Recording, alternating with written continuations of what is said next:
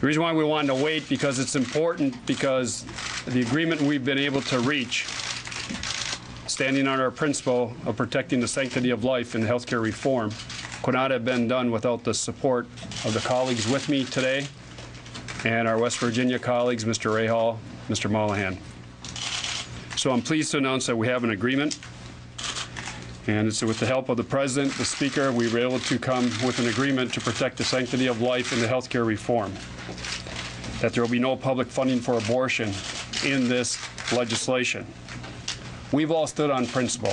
It's a principle we've carried forward ever since June 25th, when we first signed a letter to the Speaker saying, as we do health care reform, we do not want any public funding for abortion. We expect the current Hyde language to apply throughout this health care bill. We've always said, most of us at least, that we were for health care reform. We wanted to see health care reform, but there was a principle that meant more to us than anything, and that was the sanctity of life, that you have to continue with that moral principle of protecting those unborn children. So I've always supported health care reform.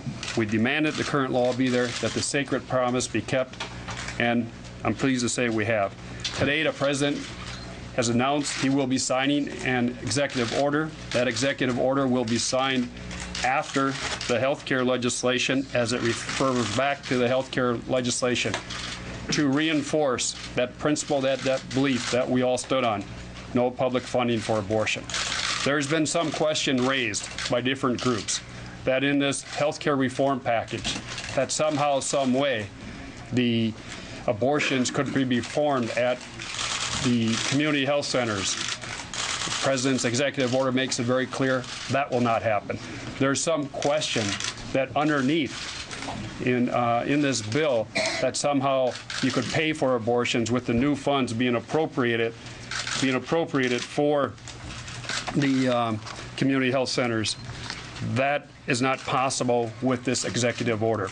There was concerns in this legislation that the conscience clause, that those who might have religious or moral objections, or a facility run by, say, the Catholic Health Association, would somehow be co-opted, or their values be lessened underneath this health care legislation. The President makes it very clear the conscience clause will always be available, and it will be in force of law. But all of that, the real victory here, or the real winner, is really the American people. 31 more million Americans will have health insurance. We will no longer be able to rescind insurance policies on the whim of the insurance companies. We have pre-existing injuries will no longer disqualify you for coverage. Your college kids, your kids in college, will be able to stay on your policy longer. There will be no lifetime caps. There will be no need for Americans to go into bankruptcy because of health care.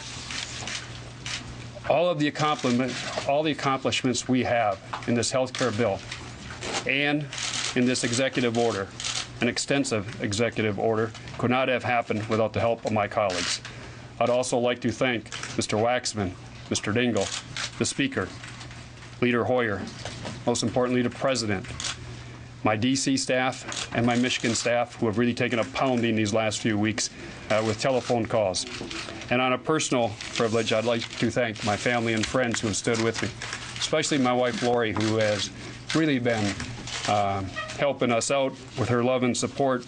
And she was the one who was accepting, or not accepting, but receiving those calls at 2 or 3 in the morning at my house while I'm out here in D.C. So hopefully that will all end. We can get back to some normal lifestyle in our family. But I want to thank my colleagues. It would